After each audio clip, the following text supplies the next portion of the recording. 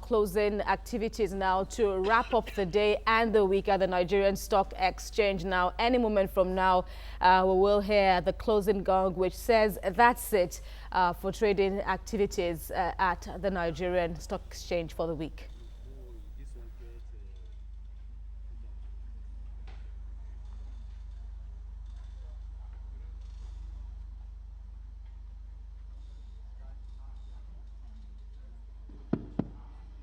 Good afternoon, daily members. Let us close the market.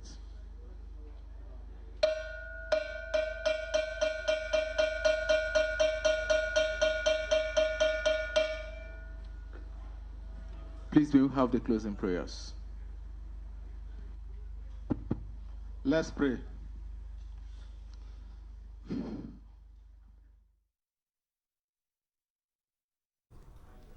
Hello and welcome to Business Nigeria right here on TVC News. Of course, as you saw, that is the end of trading activities for the day. Of course, our man is live for us talking about Efing Ecob, and he will be bringing us updates on how the week went. In the meantime, let's just take a breather now, and then the program begins properly.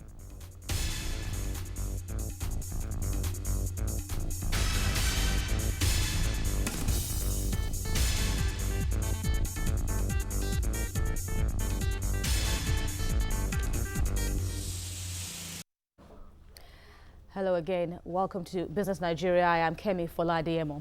The national automotive policy hasn't ceased to generate reactions. Well, how to make it work was the focus as experts and members of the Lagos Chamber of Commerce and Industry put together a roundtable on adopting and implementing a policy. Business correspondent Tolulokwe Ogunjobi has details.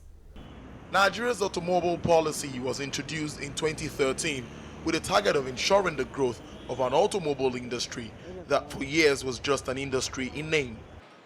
The quantum of success in developed countries shows how a strategic and organic growth in their automobile industries has scaled up economies and propelled even more innovations, which is why experts and industry watchers have some reservations about the country's automotive policy. One of the interesting things about the policy was when it was brought in, it also came with a lot of expectations, and it came with a lot of assumptions.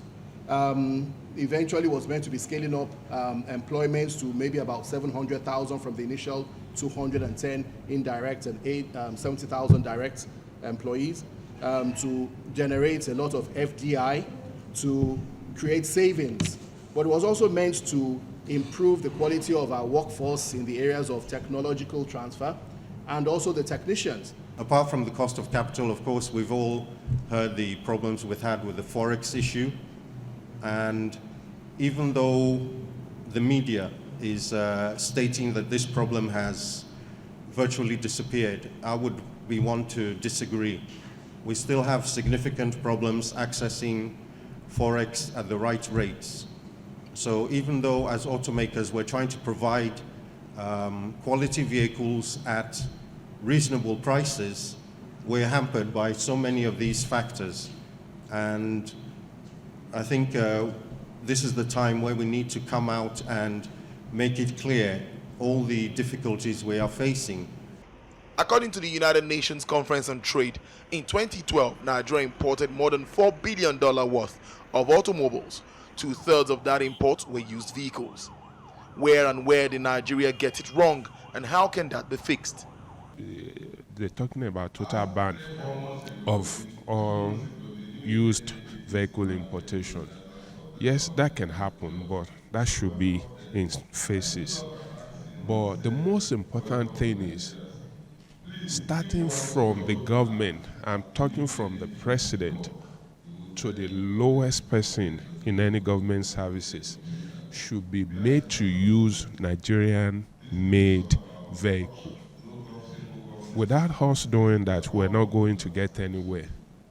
Nigeria has it cut out for it as it plays catch-up in an ever-improving field with domestic players. The United States, China and the Europeans are already prepared for the next decade and beyond.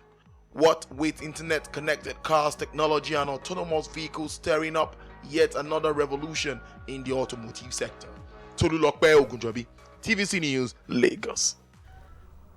And Lagos State Governor Akinwumi Ambode says seamless port operation is the surest way to guarantee a permanent resolution to the Apapa gridlock. The governor was talking at the second edition of the Lagos Corporate Assembly. It's tagged A+ amidst business. Correspondent Adedoja Salam Adeniyi tells us more. It was an assembly of people from the Lagos business community.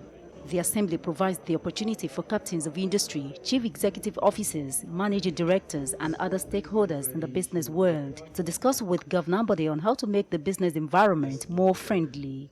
To the businessmen and women here, this public-private dialogue is well cherished. Afterwards, they appreciated the governor for road construction, security, provision of the Employment Trust Fund, and traffic management, among others, raised at their last gathering. This time, they listed other needs which they reckoned will make their businesses to thrive. I would like to express the Chamber's serious concern over the deplorable state of roads leading to the Lagos ports, Apapa and Tinkan Island ports.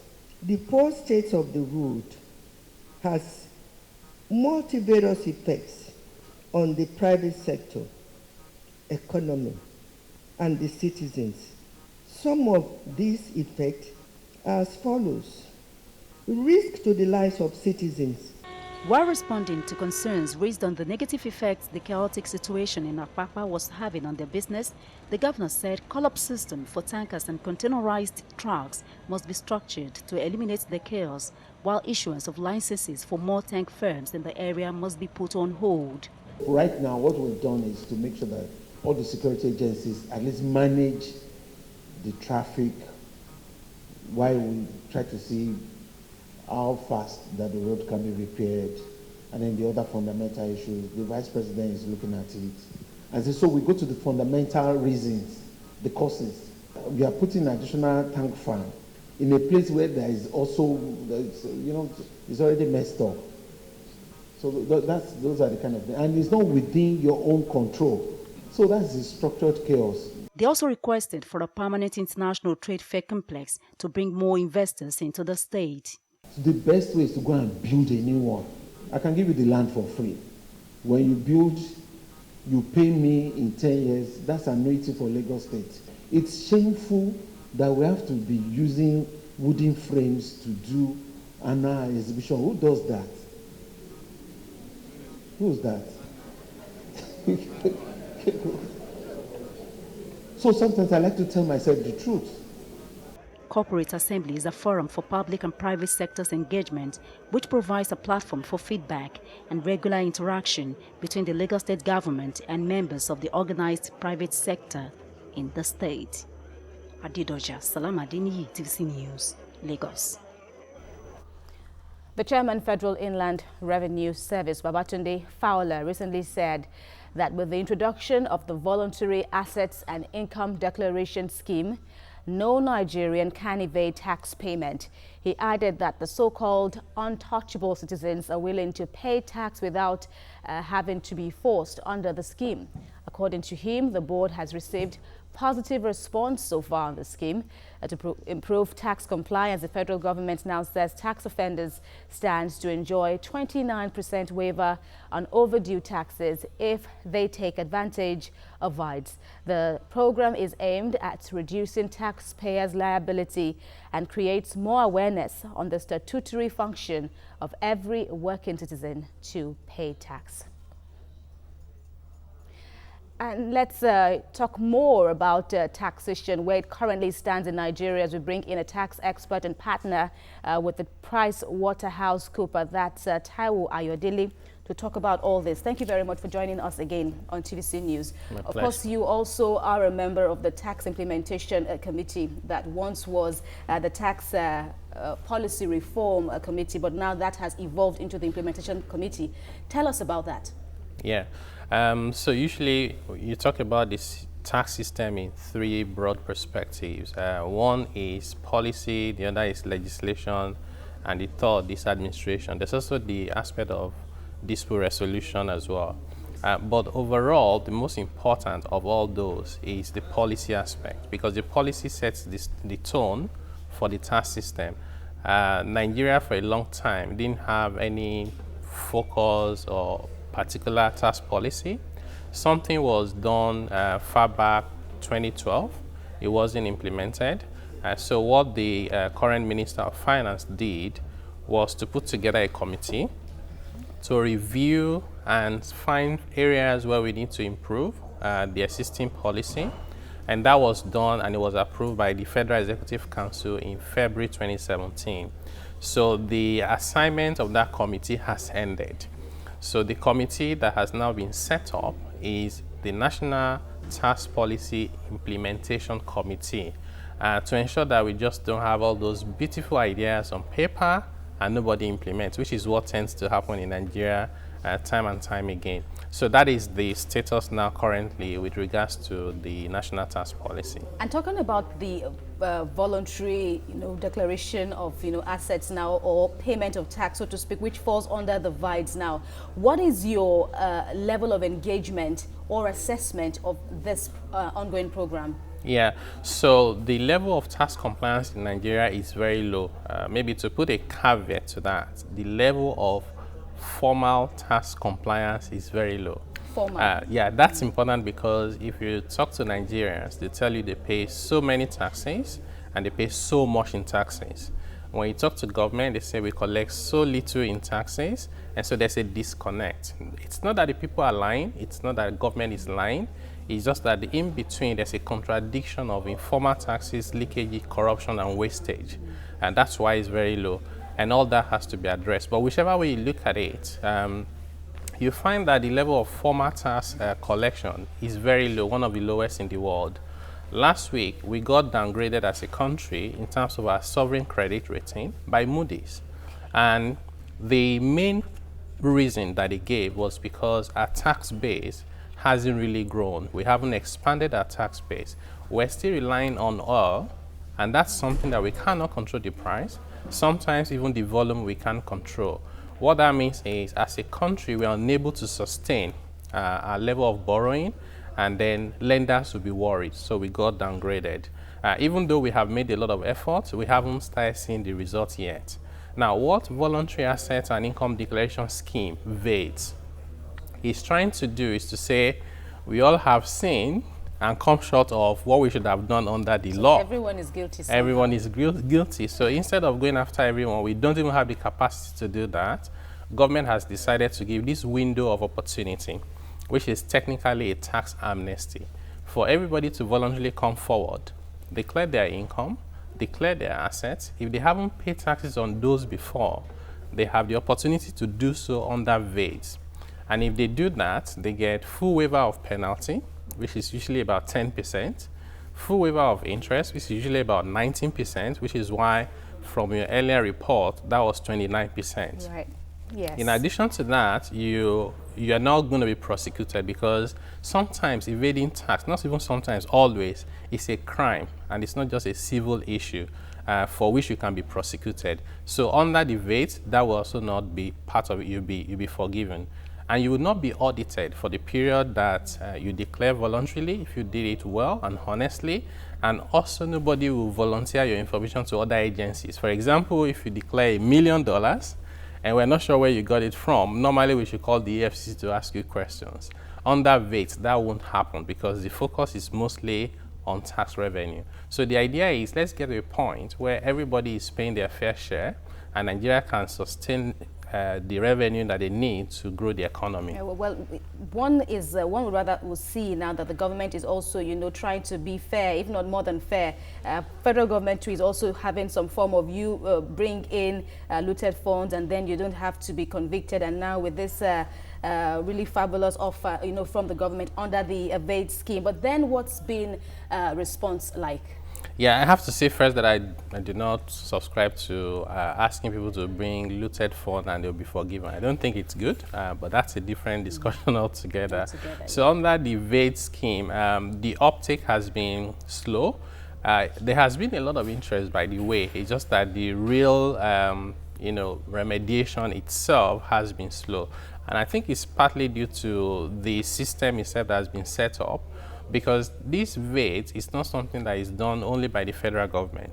So it's federal government with all the 36 states and the FCT jointly driving this under the umbrella of the Joint Task Board with significant support and involvement of the Federal Inland Revenue Service and the Ministry of Finance.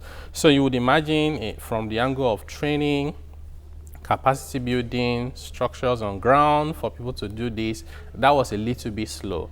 We're halfway into it now because effective date was July 1st. It's ending in March. This is 4.5 months into a 9-month period. So it's actually a window that will end. Yes. And afterwards, the government hopes to crack down.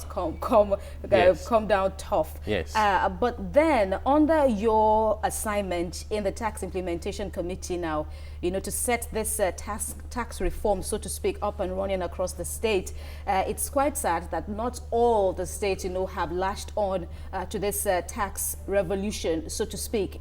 Are you also, as a member of the committee and as a whole now, also looking towards that area? Yeah. So government is paying particular attention to that through the Joint Task Board. And I've been invited to, part of my support for government to try and help with this situation is also to do training and presentation to members of the Joint Task Board.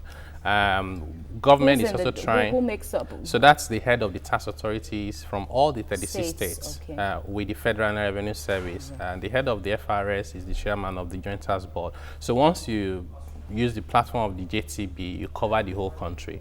And it's a good starting point, but it doesn't end there because you need to ensure that the things you agree to do are actually being done on the ground.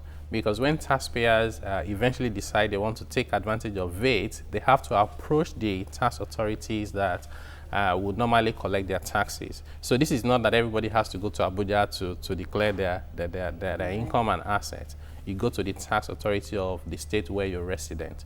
So that process is now being enhanced, but maybe still slow for the level of people that need to come forward, because still almost everybody needs to come forward. And then there still appears to be a lingering distrust, so to speak. Many people, even from within the knowledgeable quarters, are also saying Nigeria still suffers from overregulation, multiple taxation. Could that also be another area why there hasn't been, instant acceptance of these offers? Yeah, Nigerians are, and I'm also Nigerian myself, proudly one at that. Nigerians are justifiably skeptical about this. People get worried when they see billions of naira, sometimes billions of dollars, stolen almost like there's no tomorrow. You then work so hard to earn the little that you earn, and you'll be reluctant to give it to someone who's going to waste it. In countries where they put taxpayers' money into work, people are still reluctant to pay, let alone where it's going to be stolen, and they used to buy houses in Dubai and London and the US. So that's a concern. But two wrongs don't make a right. We can't say because the money will be stolen, we will never pay taxes. They will never move forward. So the right way forward is for us to pay and wash our money. We hold government to account. And that has happened in many countries around the world. When people stand up and they say, not anymore, because this is our money, this is not oil money, this is our sweat. You can't steal it and get away with it. Then government will start getting more accountable to the people, and level of governance would improve. As a matter of fact, all over the world, there's a direct correlation between the level of tax compliance and good governance. So this is something that I believe is a national call, and everybody needs to come on board. And by good governance, of course, does it also include infrastructural deficits? Lagos might be enjoying, some advantage. Residents in Lagos might be enjoying some advantage at certain costs anyway. But, this infrastructural deficit now, would it also be addressed when people become more tax compliant? Yes, so the answer is yes. But the interesting thing is that the infrastructure deficit we have is so huge that tax money alone will not be able to fix it. In the Economic Recovery and Growth Plan document that government put together, the value of infrastructure to GDP for Nigeria is at 35%. In South Africa, it's at 87%. Now, if you quantify that in Naira terms, it means that Nigeria needs about 52 trillion Naira to develop infrastructure to the level of South Africa. Now, that's not going to come from our budget of 8 trillion, more than half of which is going to recurrent and to debt service. It will take us 15 years. But the good thing with good governance is once you get to the level where people can rely on you as a country, you speak and your words are your bond. You sign contracts and you respect them. you enact laws and they are sensible and you don't play around with investors, what's going to happen is private sector will build infrastructure. And when they do that, the quality is better, it's more efficient, and they make money. When they make money for themselves, government also makes money by taxing them. So whether you're talking about airports, whether you're talking about seaports, whether you're talking about roads, and the list continues. So we really need to create that environment so that private sector will truly drive the economy. That's when we can get to a level where infrastructure will be what we like it to be. We're talking about VADES now, but then, you know, as a member of this really prestigious committee now, of course, one can see that your task isn't that easy, but it appears to be something necessary and, you know, a clarion call for all to join in on. But then what other areas are you looking at in this whole reforms now of tax initiatives?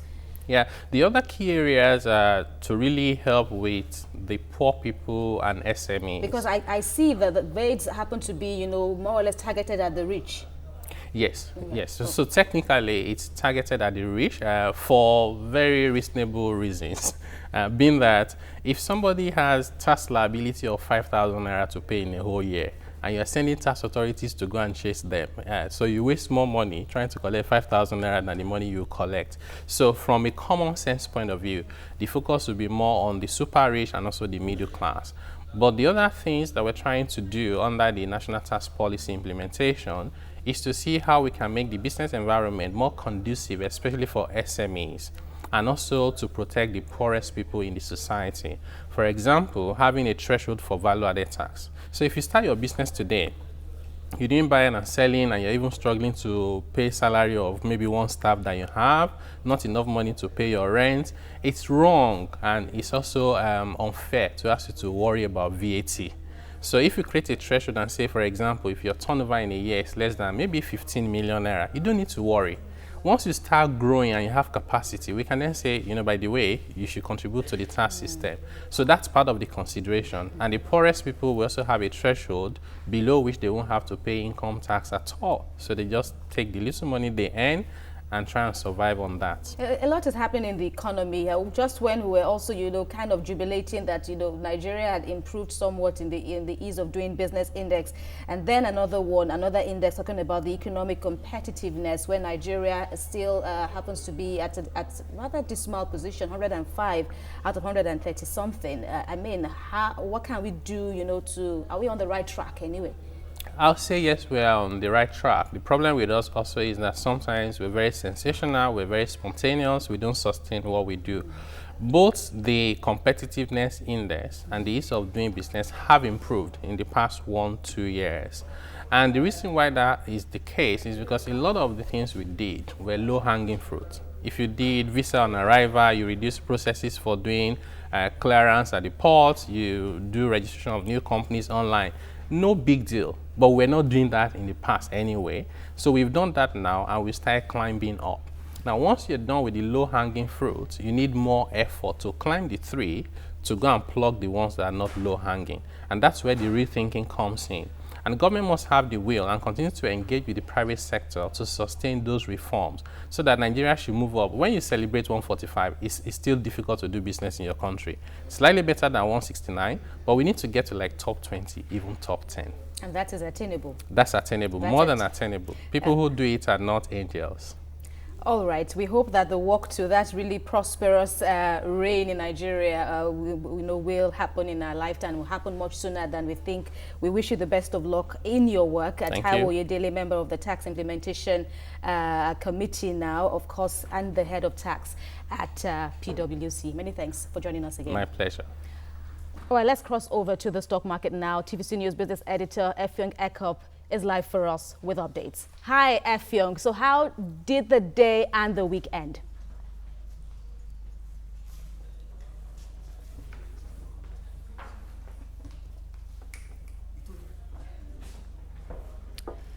It appears we're having difficulties reaching Ekop now. While we try to reconnect now, a quick look at what the oil prices are saying at this moment. Well, of course, capital market cases involving more than Apologies there. Now, crude oil prices dropped further on Friday due to low demand from major dealers at the London market. The Brent crude steadies at $61 per barrel, and of course for the OPEC basket brand price drops to $59 per barrel, with analysts saying a downbeat outlook for oil demand from top energy dealers and rising U.S. inventories spark a sell-off in crude future this week. That's a wrap on Business Nigeria for today. Of course, you know, before we meet again next week, there will be a wrap of the day's business activities much later in the day, where my colleague Mr. Lanre Dowu will be with you. Do join us then 10:30 p.m. today, where we'll get to know all that went down in the NSC and, of course, elsewhere. Thank you very much for joining us again. Join me on the other side for The World Now. I am Kemi Foladiemo. Bye for now.